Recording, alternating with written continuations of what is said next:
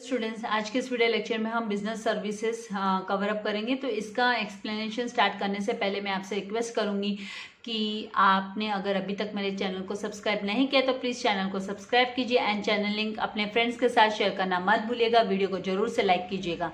So business can not be operated in an isolated manner. मतलब आप भी मानते होंगे कि भाई एक अकेला बंदा बिजनेस ऑपरेट कर सकता है क्या? अकेले इंडिविजुअली कोई काम हो सकता है क्या? तो इंडिविजुअली नहीं कर सकते, आइसोलेटेड मैनर में ऑपरेट नहीं किया जा सकता है बिजनेस को। इट रिक्वायर्स सम एक्टिविटीज, इसके लिए कुछ एक्टिविटीज की जरूरत होती है which facilitate business to grow rapidly, जो कि बिजनेस को जल्दी जल्दी ग्रो करने में, उसकी ग्रोथ करने में हेल्प करे। ऐसी एक्टिविटीज की रिक्वायरमेंट भी होती है। तो बिजनेस सर्विसेज, तो business services are those services, business services वो सर्विसेज है which help business to grow, जो कि है ना बिजनेस को ग्रो करने में, उसे बढ़ने में, उसकी ग्रोथ में हेल्प करती है, उसको बढ़ने में हेल्प करती है। And help business to functions seamlessly, मतलब विदाउट एनी ऑब्स्टिकल्स, उसको है ना काम करने में, कामकाज करने में भी उसे हेल्प करती है बिजनेस सर्विसेज। तो यहाँ पर टाइप्स ऑफ बिजनेस सर्विसेज हैं। तो types of, there are various types of services depending upon their nature and purpose, उनके नेचर और उसके ऑब्जेक्टिव्स के हिसाब से, उसके कैरेक्टरिस्टिक्स एंड ऑब्जेक्टिव के हिसाब से ये डिपेंड करता है टाइप्स ऑफ सर्विसेज का। Some of the important services are as follows. तो कुछ इंपॉर्टेंट सर्विसेज यहाँ पे दी हुई है बिजनेस सर्विसेज। तो बिजनेस सर्विसेज, बैंकिंग बहुत इंपॉर्टेंट रोल प्ले करते हैं। इंश्योरेंस, आज के टाइम में बिजनेस में कितनी ज़्यादा रिस्क होती है। बिजनेस सर्विसेज में वेयर हाउसिंग की रिक्वायरमेंट, मतलब स्टोरेज के लिए जरूरत पड़ती है। ट्रांसपोर्ट, एक जगह से दूसरे जगह गुड्स को सप्लाई करने के लिए। And communication. तो सारे के सारे ये जो बिजनेस सर्विसेज हम स्टडी करने वाले हैं, ये बहुत ही इंपॉर्टेंट रोल प्ले करते हैं इन बिजनेस। तो इनकी नीड बहुत ही, मतलब विदाउट ये सर्विसेज बिजनेस को स्मूथली फंक्शन कर पाना, स्मूथली रन कर पाना और ग्रो करना बहुत मुश्किल है। Now let's understand the first concept यहाँ पर जो है बैंकिंग। तो बैंकिंग, बैंक क्या रोल प्ले करती है, किस तरीके से बैंक सर्विसेज प्रोवाइड करती है कि जिससे वर्क स्मूथली हो जाता है। तो यहाँ पर the term bank comes from, ये शब्द कहाँ से आया है? तो ये term bank comes from the French word, ये फ्रेंच वर्ड बैंको से आया। बैंको which means bench, which means a bench, इसका मतलब bench. So in earlier days, पुराने समय में क्या था, मनी लेंडर्स जो है ना उधार पैसा दिया करते थे, use to display coins of different currencies of different in big heaps और बेंचेस। वो क्या करते थे, अलग अलग करेंसीज, अलग अलग जो कंट्रीज की अलग अलग करेंसीज को वो बेंचेस पे रखा करते थे, टेबल्स पे रखा करते थे फॉर लेंडिंग और एक्सचेंजिंग, एक्सचेंज करने के लिए और उधार देने के लिए। वो एक बेंच पे उसको है ना मतलब उसकी हीप बनाकर, हम बोलते हैं ना ढेर बनाकर उसका रखा करते थे। तो यहाँ पे ये जो वर्ड है बैंक, ये फ्रेंच वर्ड से आया है बैंको। बैंको का मतलब बेंच। नाउ यहाँ पर मीनिंग दिया है बैंक का कि a bank is a financial institution. तो बैंक क्या है, बैंक कौन है? तो बैंक फाइनेंशियल इंस्टीट्यूशन है जो डील करती है, which deals with the deposits, वो डिपॉजिट्स एंड एडवांसेस के साथ डील करती है। एंड अदर रिलेटेड सर्विसेज, और दूसरे जो रिलेटेड सर्विसेज है उसके साथ डील करते हैं। तो bank is what, bank is a financial institution है जो फाइनेंशियल मतलब जो मनी, मॉनेटरी रिलेटेड ट्रांजेक्शन्स जहाँ पे हम करते हैं, डील करते हैं, जिनसे हम पैसे को डिपॉजिट करना और लोन वगैरह पे देना, तो डिपॉजिट्स एंड एडवांसेस से डील करती है bank. Now bank provides various services, अलग अलग सर्विसेज भी है ना अपने कस्टमर्स को वो प्रोवाइड करती है रिलेटेड टू मनी और financial requirements of the consumer. Consumer की जो मनी रिलेटेड और फाइनेंशियल रिक्वायरमेंट्स होती है, मतलब उनको फुलफिल करने में बैंक है ना हेल्प करती है, सर्विस प्रोवाइड करती है। Now as per the Indian banking regulation act 1949, Indian banking regulation act 1949 के तहत यहाँ पर बैंकिंग कंपनी का मतलब होता है कि एनी कंपनी, कोई भी company which transacts the business of banking in India, जो कि है ना कोई भी कंपनी जो है ना बैंकिंग का बिजनेस रन कर रही है, ट्रांजैक्ट कर रही है इंडिया में, वो बैंक हुई। And the word banking has been defined as, और हम वर्ड बैंकिंग को किस तरीके से डिफाइन करेंगे? तो इसका मतलब accepting for the purpose of lending, उधार देने के लिए एंड और investment of deposits of money from public, और पब्लिक अपना जो पैसा है वो बैंक में है ना इन्वेस्ट करते हैं, डिपॉजिट करते हैं। रीपेबल ऑन डिमांड, डिमांड पर है ना बैंक जब डिमांड करेंगे कस्टमर तो उनका पैसा उनको रीपे किया जाता है, और otherwise and withdrawal by cheque, या फिर है ना उनको जब जरूरत पड़ती है तो चेक से विड्रॉ करते हैं, ड्राफ्ट के थ्रू विड्रॉ कर सकते हैं कस्टमर्स अपना पैसा, और एंड ऑर्डर और अदरवाइज। तो ये है बैंकिंग का मीनिंग। नाउ द नेक्स्ट है यहाँ पे टाइप्स ऑफ बैंक्स। तो बहुत सारे अलग अलग टाइप्स के बैंक हैं। Central bank, commercial bank, cooperative bank, development bank, exchange bank, regional rural bank, savings bank, investment bank, specialised bank. Now central bank, central bank कौन सी बैंक है? तो the central bank is the apex financial institution in banking industry in the country. मतलब country के जो financial institutions है banking के industry के, सबसे मेन जो हेड होती है वो सेंट्रल बैंक होती है। इसे बैंकर्स बैंक भी कहा जाता है। तो एवरी कंट्री, हर एक कंट्री की अपनी खुद की एक सेंट्रल बैंक होती है, their own central bank. India में जो सेंट्रल बैंक है वो है the reserve bank of India, RBI. सभी जानते हैं reserve bank of India, RBI is the central bank. And the RBI was establish, ये कब एस्टेब्लिश हुई थी, कब सेटअप हुई थी? तो इन द ईयर 1945 में under the reserve bank of India act 1944 के तहत ये एस्टेब्लिश हुई थी, सेटअप हुई थी 1945 में। Some functions of RBI are as follows, कुछ फंक्शंस है आरबीआई की वो एज फॉलोज है। सबसे पहला जो फंक्शन है वो फ्रेम्स मॉनेटरी पॉलिसी, ये मॉनेटरी पॉलिसीज को तैयार करती है, फ्रेम करती है। Then second issues currency notes issue करती है। 1 रुपी एंड जो कॉइन्स है वो तो सारी है ना जो गवर्नमेंट है, सेंट्रल गवर्नमेंट वो इशू करती है, लेकिन जो करेंसी नोट्स है बाकी के वो सारे के सारे है ना आरबीआई है वो इशू करती है। Acts as a banker to the government के लिए भी एज अ बैंकर ये काम करती है। Acts as the banker's bank to commercial bank and other banks in India. तो ये इसके 4 फंक्शंस है। नेक्स्ट जो सेकेंड टाइप की बैंक है वो है कमर्शियल बैंक। तो कमर्शियल बैंक कौन से बैंक्स होते हैं? तो the commercial banks play an important role, एक इम्पॉर्टेंट रोल प्ले करते हैं इन एन इकोनॉमी, एक इकोनॉमी में, एक आर्थिक उसमें अर्थव्यवस्था में इम्पॉर्टेंट रोल प्ले करती है। सोशल डेवलपमेंट में, कंट्री के सोशल डेवलपमेंट में इम्पॉर्टेंट रोल प्ले करती है। देन कमर्शियल बैंक्स क्या काम करते हैं? तो इसके फंक्शंस क्या होते हैं? Performs the important functions such as, कौन से फंक्शंस? प्राइमरी फंक्शन होता है जिसके अंदर ये क्या करते हैं? एक्सेप्ट करते हैं, डिपॉजिट्स को एक्सेप्ट करते हैं, लोन देने का काम करते हैं, lending of money. And secondary इसका फंक्शन है वो है एजेंसी फंक्शंस, जैसे बोला जाता है यूटिलिटी फंक्शंस भी हम बोलते हैं। In India commercial banks are divided into 3 groups, 3 groups में डिवाइड किया गया है इंडिया में कमर्शियल बैंक्स को। तो पहला ग्रुप है public sector banks, second group है private sector banks and third group है फॉरेन बैंक्स। तो पब्लिक सेक्टर बैंक है where majority of the capital, जो मेजॉरिटी कैपिटल है वो हेल्ड किया जाता है गवर्नमेंट के द्वारा। कैपिटल गवर्नमेंट हेल्ड करती है, गवर्नमेंट के अंडर में होता है, गवर्नमेंट अंडरटेक करती है इसको, such as bank of India, state bank of India, ये सारे के सारे गवर्नमेंट बैंक्स हैं। नाउ प्राइवेट सेक्टर बैंक्स है are owned by group of individuals उसको ओन करते हैं, मालिक होते हैं उसके, सच एज एक्सिस बैंक हो गया, एचडीएफसी बैंक हो गया, एक्सेट्रा। नाउ थर्ड है foreign banks are those banks which are establish outside India, जो इंडिया के बाहर एस्टैब्लिश होते हैं। बट दीज बैंक्स हैव, लेकिन उनकी ब्रांचेस है वो इंडिया में भी है, branches in India, such as Citibank हो गया, एचएसबीसी बैंक हो गई, स्टैंडर्ड चार्टर्ड बैंक हो गई। तो ये सारी की सारी जो है वो फॉरेन बैंक्स है, लेकिन इनकी ब्रांचेस है ना वो इंडिया में भी है। नाउ कुछ आप फाइंड आउट कीजिए आपके एरिया में कितने पब्लिक बैंक्स है, कितने प्राइवेट एंड कितने फॉरेन बैंक्स है। थर्ड टाइप की बैंक है कोऑपरेटिव बैंक्स। तो कोऑपरेटिव बैंक्स कौन सी बैंक होती है? तो in India cooperative banks are registered under, ये किसके तहत रजिस्टर है, किसके तहत इसको रजिस्टर करवाना पड़ता है? तो इंडियन कोऑपरेटिव सोसाइटीज एक्ट के तहत इसका रजिस्ट्रेशन होता है इन बैंक का।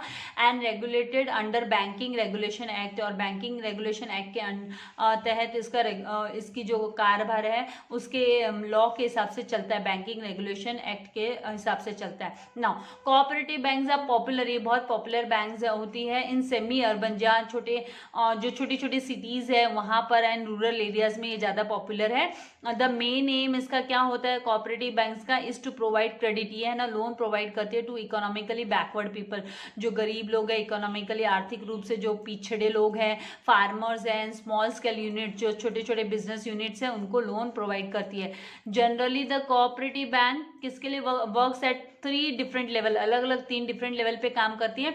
अब पहला लेवल है प्राइमरी क्रेडिट सोसाइटीज एंड दूसरा district central cooperative bank and third है state cooperative bank. Now primary credit societies बोले तो primary credit society cooperative societies work at village level, ये विलेज लेवल पे काम करती है, गाँव में काम करती है। दे कलेक्ट डिपॉजिट्स, ये ना डिपॉजिट्स कलेक्ट करने का काम करते हैं मेंबर्स से एंड कॉमन पब्लिक से, and they also get the funds from the state cooperative bank, उनको स्टेट कोऑपरेटिव बैंक से भी फंड मिलता है and district cooperative banks for the purpose of lending, ताकि वो है ना लोन दे सके, लेंडिंग मतलब लोन दे सके पब्लिक को, फार्मर्स को, छोटे छोटे जो व्यापारी हैं उनको। Next is district central cooperative bank. Now ये डिस्ट्रिक्ट कोऑपरेटिव बैंक्स होती है, these banks are operate at district level, ये डिस्ट्रिक्ट लेवल पे होती है।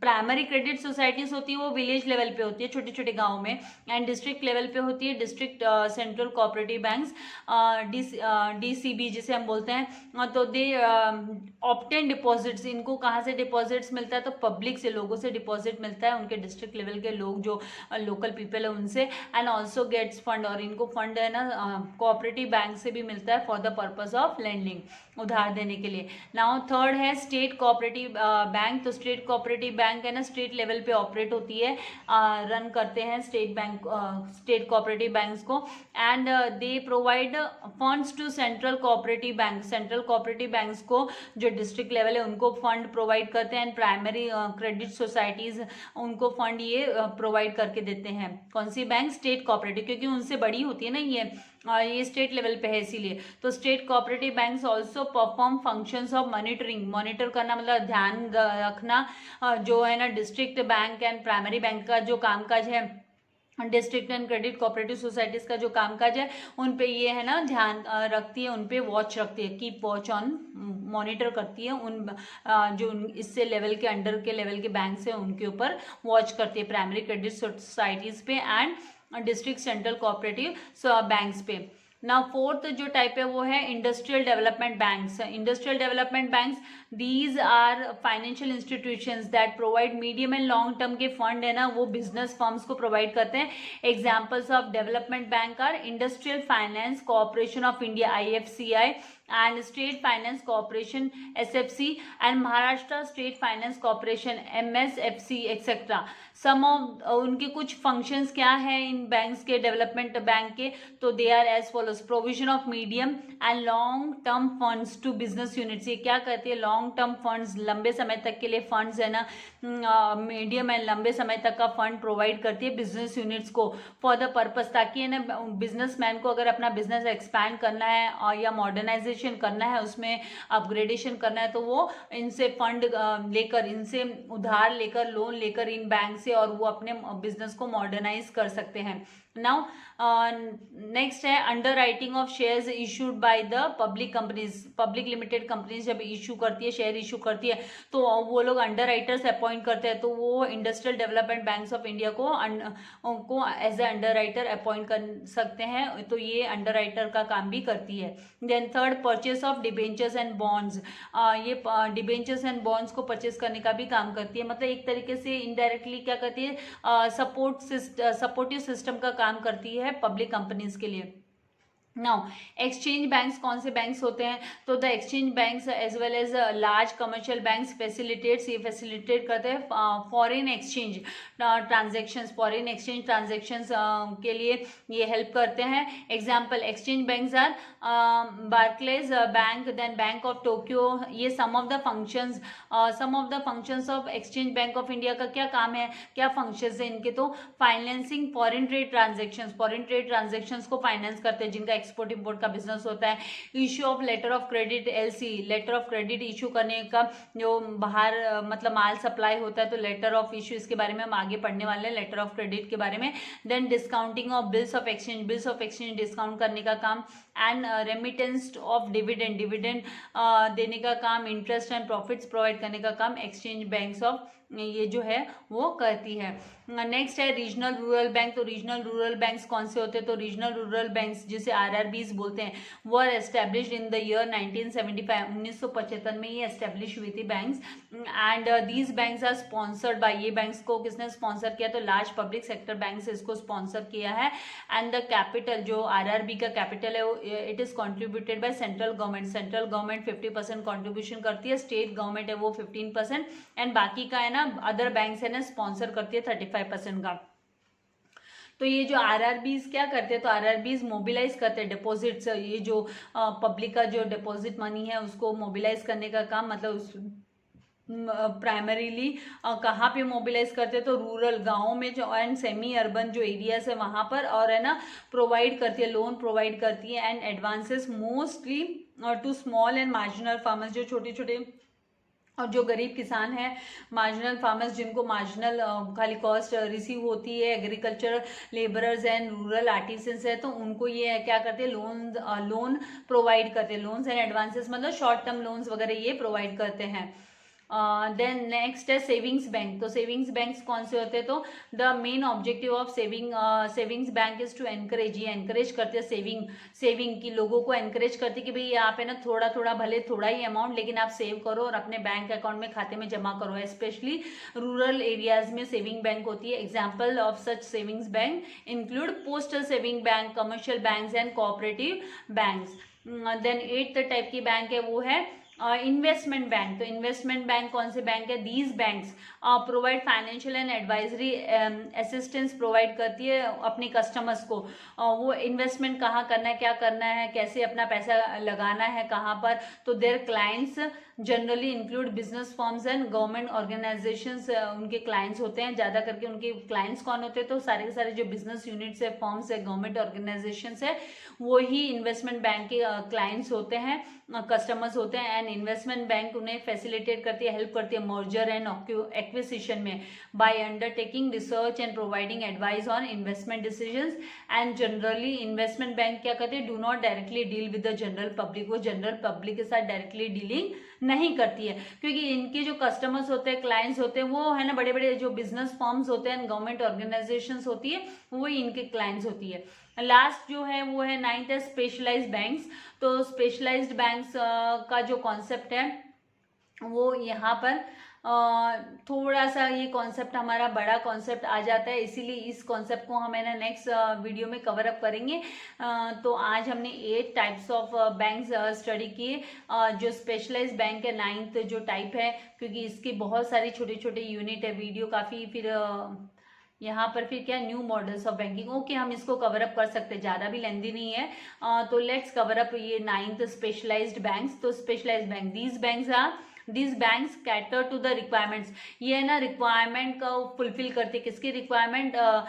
जो बिजनेस सेटअप करते हैं ना स्पेसिफिक एरियाज में, ओवरऑल सपोर्ट देती है उनको सेटअप करने के लिए बिजनेस। तो ये है ना एक्सपोर्ट इंपोर्ट बैंक, इनका फर्स्ट टाइप है एक्सपोर्ट इंपोर्ट, जिसे एक्जिम भी बोलते हैं हम, एक्सपोर्ट इंपोर्ट बैंक। ये बैंक प्रोवाइड करती है फाइनेंशियल असिस्टेंस देती है एक्सपोर्टर्स को एंड इम्पोर्टर्स को, जो है ना आयात निर्यात का बिजनेस करते हैं उनको सपोर्ट करती है। And functions as the principal financial institution, as a main financial institution वो काम करती है, कोऑर्डिनेट करती है द वर्किंग ऑफ इंस्टीट्यूशंस के वर्किंग में, एक्सपोर्ट इंपोर्ट के गुड्स एंड सर्विसेज के एक्सपोर्ट इंपोर्ट के बिजनेस को प्रमोट करती है। ये जो country and international countries international trade में ये सपोर्ट करती है। देन सेकेंड है small industry development bank of India, जिसे सिडबी भी बोला जाता है, small industry development bank of India.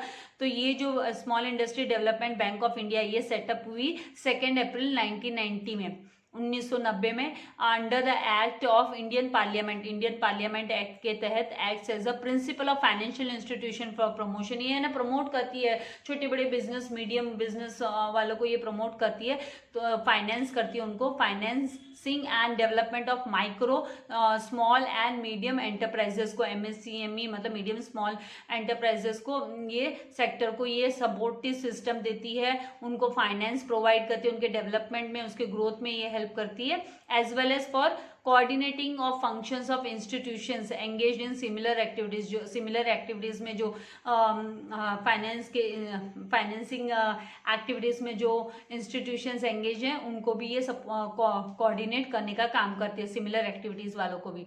Then national bank of agriculture and rural development, जिसे NABARD, national bank for agricultural and rural development, NABARD. तो NABARD है वो, ये इसका लोगो है। देन नबार्ड क्या काम करती है, तो ये इट इज़ एन एपेक्स, ये एपेक्स मेन इंस्टीट्यूशन है for financing agricultural and rural sector को, ये फाइनेंस करने का काम करती है। तो NABARD provides both short term and long term दोनों तरीके के loan credit through regional bank के थ्रू, रूरल बैंक के थ्रू ये प्रोवाइड करती है loan. And it is related to the policy planning and operation, जो एग्रीकल्चरल क्रेडिट पॉलिसीज हुए and credit for other activities rural areas में, जैसे artisans के काम वाले हैं, जो छोटे घरेलू बिजनेस जो चलाते हैं, उन सबको ये सपोर्टिव सिस्टम का काम करती है। नबार्ड है वो क्रेडिट फैसिलिटी देती है, लोन देती है, and it provides finance to financial institutions and not to the individuals. लेकिन ये इंडिविजुअल्स को नहीं देती, ये सारे के सारे फाइनेंशियल इंस्टीट्यूशंस को प्रोवाइड करती है, फिर उनके थ्रू है ना जो इंडिविजुअल्स को लोन मिलता है। तो आई होप आपको ये कॉन्सेप्ट्स क्लियर हो गए। तो आज के इस वीडियो में हमने यहाँ तक कवर किया। नेक्स्ट वीडियो में हम new models of banking study करेंगे। तो वीडियो को लाइक करना, शेयर करना एंड सब्सक्राइब करना चैनल को मत भूलिएगा। Thank you very much. God bless you all dear students.